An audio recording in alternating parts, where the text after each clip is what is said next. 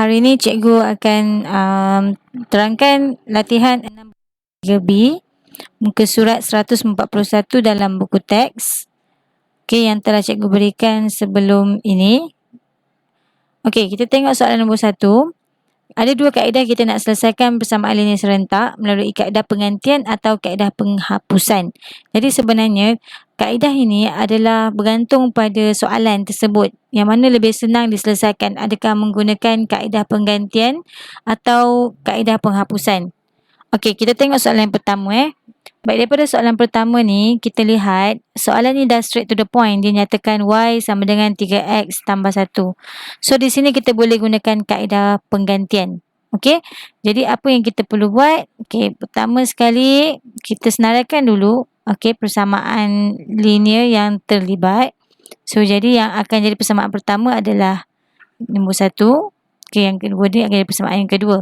So, penggantian ialah kita gantikan persamaan pertama ni masuk ke dalam persamaan yang kedua.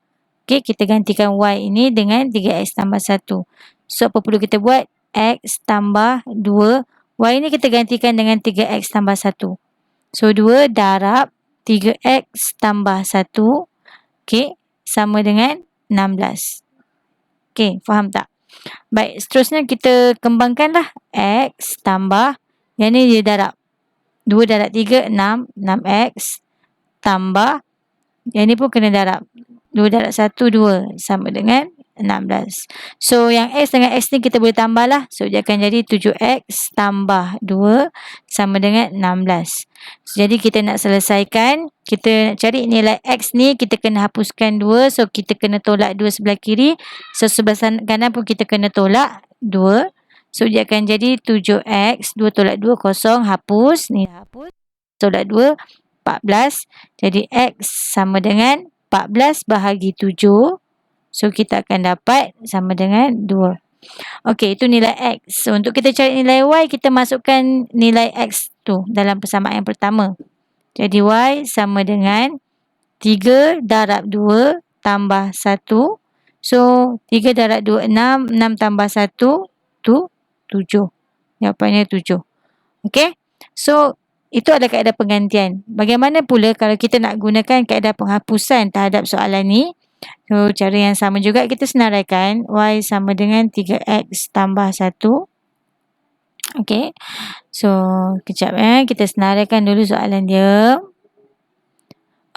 So dekat sini, dia agak sukar untuk kita gunakan kaedah penghapusan. Sebab kalau kita tengok sebelah kiri dia, sebelah kiri je Y saja. Sebelah kiri je X tambah 2Y.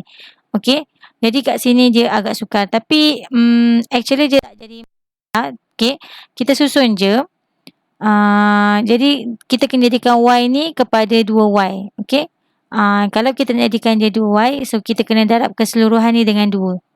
So dia akan jadi apa? 2Y sama dengan 6X. Macam mana jadi 6? Sebab 2 darab 3, 6. Tambah dengan ni darab 2.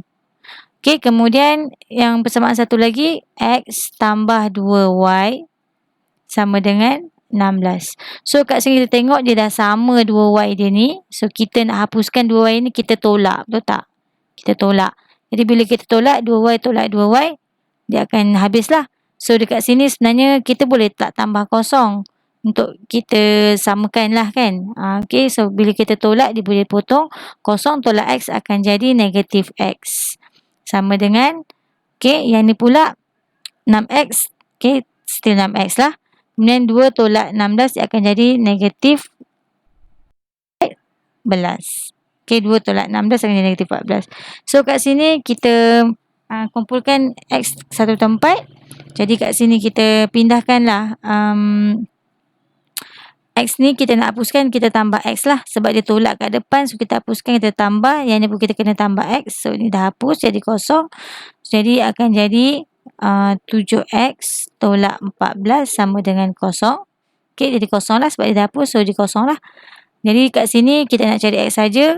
Kita nak hapuskan 14. Kita tambah 14. Ni kita tambah 14. So, 7X ni dah hapus. Kosong tambah 14, kamu akan dapat 14. So, X sama dengan 14 bahagi dengan 7, kamu akan dapat 2 juga. Cara dia sama. Kaedah je berbeza. So, kita nak cari Y pula. Y sama dengan 3 darab 2 tambah 1. Daripada persamaan yang pertama ni kan. Kita gantikan X ni dengan 2. So, 3 darab 2 sama dengan 1, 6 tambah 1. So, Y sama dengan 7. Okey, jelas tak? Baik. Untuk soalan yang kedua, okey, kita gunakan kaedah penggantian pun boleh, kaedah penghapusan pun boleh. Tapi kalau kita tengok kat sini, kaedah penghapusan adalah lebih mudah. Sebab Y kat sini kita boleh hapuskan terus dengan kita tambah. Y tambah negatif Y. So, dia akan jadi Y tolak Y. Y tolak Y sama dengan kosong. So, sini kita boleh hapus dengan operasi tambah. Baik, kita cuba kaedah penghapusan dulu. Sebab kita nampak dia lebih mudah.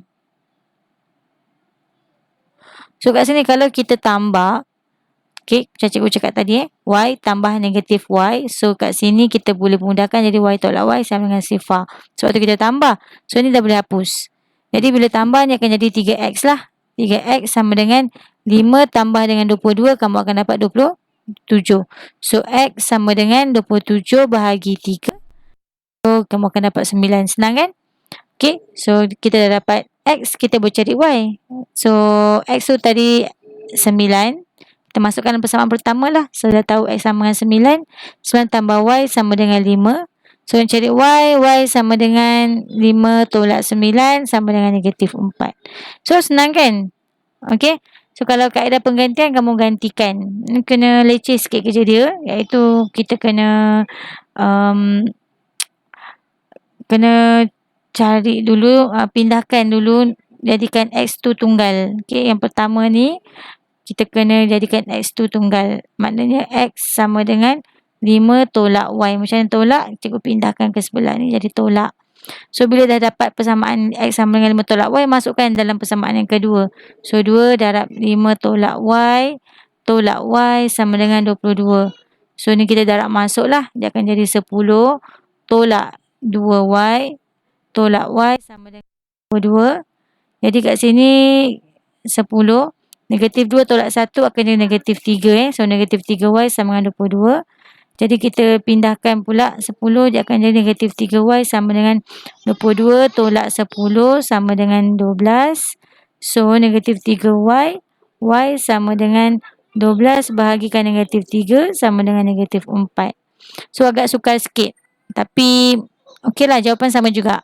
So, untuk cari nilai X, kita masukkan saja Y. X sama dengan 5 tolakkan dengan Y ni kita dah tahu tadi Y sama dengan negatif 4.